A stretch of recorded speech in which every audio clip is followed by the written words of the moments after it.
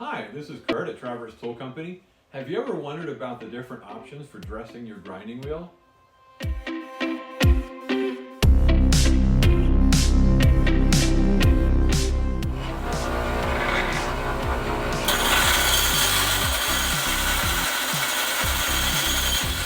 Even though that's the more common wheel dresser that people use, I prefer the diamond dresser. It makes a lot less mess and noise, and I kind of hack it a little bit with just a pair of vice grips, and I'll show you how. So I'm going to line up the diamond dresser at a little bit of an angle and hold it there while I put the vice grips on right up against the plate.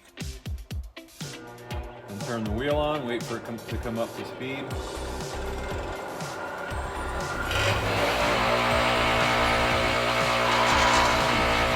Hold the vice grip up against the plate and run the diamond dresser across the wheel.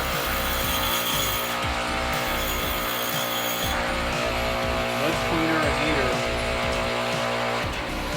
And I use my belt cleaner to stop the wheel. Thanks for watching. Tune in again next week for the next episode of Tips, Tricks, and Hacks.